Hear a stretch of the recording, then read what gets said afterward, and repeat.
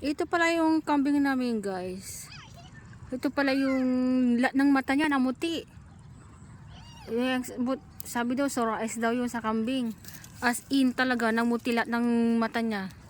Tapos wala siyang makain. Hindi siya makakain kasi wala siyang makita.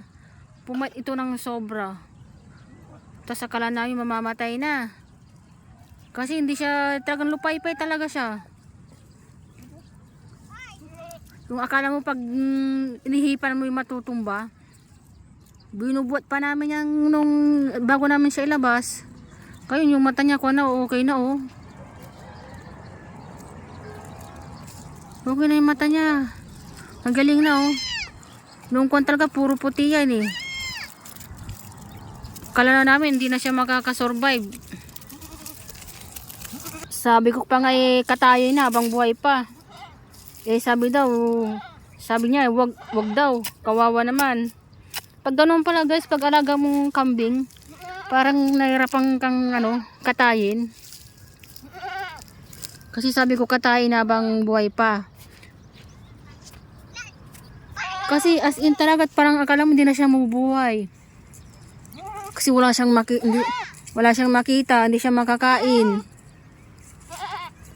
Tingnan mo ngayon oh, tumataba na siya oh. Kapait talaga ito, parang walang kang makukuhang laman pag kinatay mo to dati. Meg. Ayaw niyong katay yung may nag-aalaga. Alaga ni Mang Girls. Ayan oh.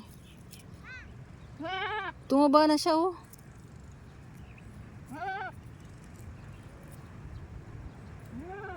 Buti lang nakasurvive. Sabi pa nga niya, makakasurvive din yan. Ayaw niya talagang katayin. Naawa siya. Buti naman gumaling oh. Binilihan pa niya ng pampatak sa muka. Ay sa mata. 2 beses niyang binilihan yung gentamicin. Yun ang pala ang sa kambing. Pwede din pala yung sa tao. Yung gamot. Yung pwede sa taong pampatak sa mata, pwede din pala sa kambing.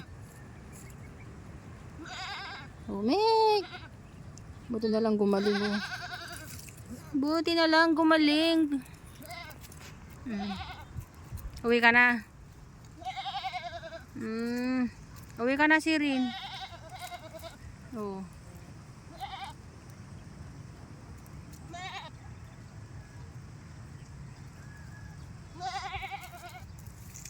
Uwi na, gabi na. Anong oras na oh? 6:20 na.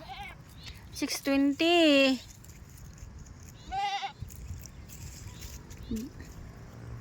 Yung muna guys. Bye.